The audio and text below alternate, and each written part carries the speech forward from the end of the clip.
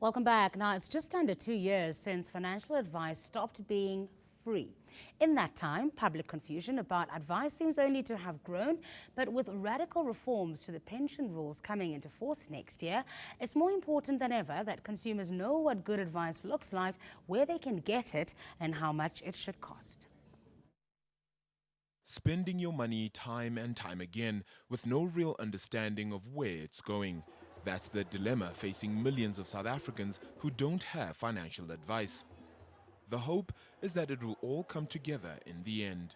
One of the biggest problems we recently encountered, we were running a financial planning week campaign for consumers. And one of the things that came out was that some of them do want to take control of their finances, but they don't know where to go. They don't know who they can actually trust.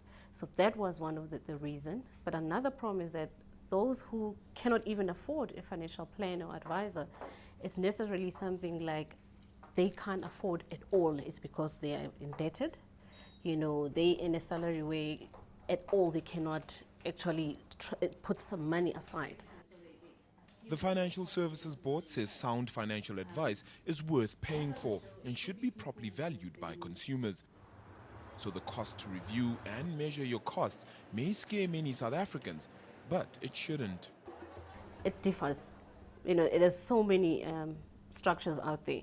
And it's very important that for any consumer who is starting in this journey of looking for a financial planner or advisor, it's also to get understanding of how they actually charge. Because some of them are commission-based, some of them are on monthly structure, and others are more on fee only. So it's very important that you get your financial planner to explain all those methods so that you understand which one will work for you. The FSB maintains that the days of murky commission structures, punitive penalty charges and hidden fees is a thing of the past. It wants to ensure that there's transparency and fairness in, well, financial advice. Its retail distribution review is aimed at ensuring that every South African has access to financial education.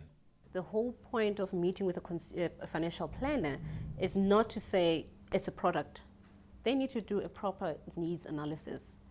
And if the person takes the time to do that proper analysis, then you know you're in the correct path. And hence, as the Institute, we always push and make sure that you're somebody who's accredited. Consumers will soon no longer have to pay for commission on investment products, but only on advice they get. In essence, this means financial advisors may need to take a step back from selling products and focus on producing relevant outcomes. This is your money we're talking about. And at the end of the day, as much as you trust your financial planner to do it, we said consumers need to be empowered as well. Take time. I mean, the steps where it says, check if this person, before you even sign, if they're registered with the professional body, are they accredited? Those elements put ease that you know, okay, now I can trust this person. But it also the onus goes to the consumer as well to keep the relationship going. If there's one thing you don't understand, pick up the phone, speak to your financial advisor or financial planner and say, what does this mean? It's clear that the role of a financial advisor and the need for one has evolved. Regulators are making it possible to get reliable and assured advice at a fraction of the previous costs. You deserve to know more about your money and deserve to get a proper money guide. Well, as we unpack the world of financial advisory, we joined in studio by Sydney Sigeso, who is a certified financial planner. Sydney, thanks so much for your time this evening. Good evening. Sige. Well, we've got a great question from Christies already. It gets us started into our conversation on Twitter. He says, what is the checklist on getting a financial advisor? Yes, I think financial planning has been underrated for quite some time. And nowadays there's a lot of buzz around in terms of what is a proper process to follow. There are financial planners, a plethora of them, but a certified financial planner has gone through rigorous training and they follow a scientific method to actually ensure that you meet your goals. And there's a 6-step process that is followed. First of all, they have to establish a relationship with you. Yeah. You know, gone are the days where they, used to push products for commission. Yeah. So a certified financial planner will ensure that they establish a relationship with you. So in that they sit down, they understand what your problems are, True. at what stage of life you're in, what your needs are as Very well. much so. As a matter of fact, it's not off-the-shelf solution. They have to sit down with you, understand your journey in life, and make sure that the financial process takes into account your lifestyle and what your intended long-term, medium, and as well as short-term goals are. So the first step is really to establish that relationship. Once you've done that, they also need you need to give them information about your financial status. A financial planner who is certified will analyze the current financial status, and also link it to your goals, and also determine any shortfall. Okay. And then the third process would be also like to recommend the proper path to follow in terms of meeting those financial So they're making goals. a recommendation. They're not saying this is what you For must sure. do, right? Yes. Do you find that consumers are willing or are interested in actually taking control of their own finances? Because this is one area that we seem to be happy to let somebody else worry about, but it's so important. Very much so, eh? Statistics have shown that 6% or close to 6% of South African citizens will be financially independent by the time they reach their retirement date, and usually they think the company will take care of them, or the state, or their kids. So that's why it's often an afterthought when the time has come by, and it's very prudent for consumers to take financial planning and the process into consideration, and it's all about their lifetime sustainability going forward. Here's a question from @Pawsey as well, who says, where can I find one? And on average, how much do they charge? And what exactly do they do? So what do you do? What's your day job? That's interesting.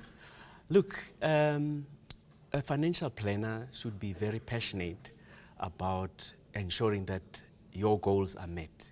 That's the first important aspect.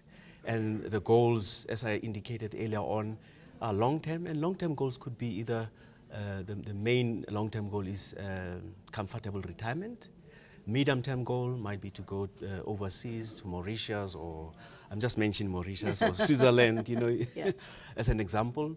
And short-term goals might be taking your kids to school, and also your education. So, Searching for one, trying to find one very quickly. Where do people find them? Lovely. The Financial Planning Institute is an institute consisting of certified financial planners as well as associate financial planners. And if you go into their website, you can find a financial planner at all regions across South Africa. So very readily available. Thanks for your time today. Sydney Sigese is a certified financial planner. Luxury handbags are set to go under the hammer in their own category for the first time at auction house Christies. The centuries-old auction house will hold its inaugural handbags and accessories auction on November 24th. Hundreds of handbags with a combined estimated value of 10 million rand are up for sale. Auction house Christies launched handbags and accessories as its own category and began bidding off bags online in 2011. The success of the online-only sales has given the company confidence to grow the category and prepare for its first live auction. When we looked at the luxury market, some of the biggest buyers of luxury of the last 20 years are here.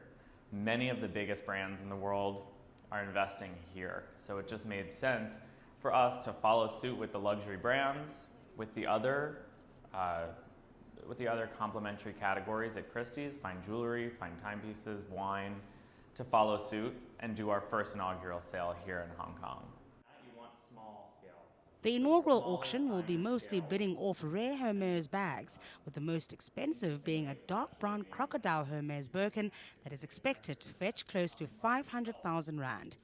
This auction is expected to expand rapidly in the near future. And over the last few years, it has really been developing into a real market. I would say, as of right now, it is a real market. It's in an infancy, it's brand new, but it is officially a real market. And we are going to see, over the next 5 years, over the next 10 years, we're going to see exactly what timepieces saw 25 years ago. Apart from handbags, Christies will also auction off 300 lots of jewelry pieces with estimated combined value of 800 million rand. Our daily question and answer feature is up next. Stay with us.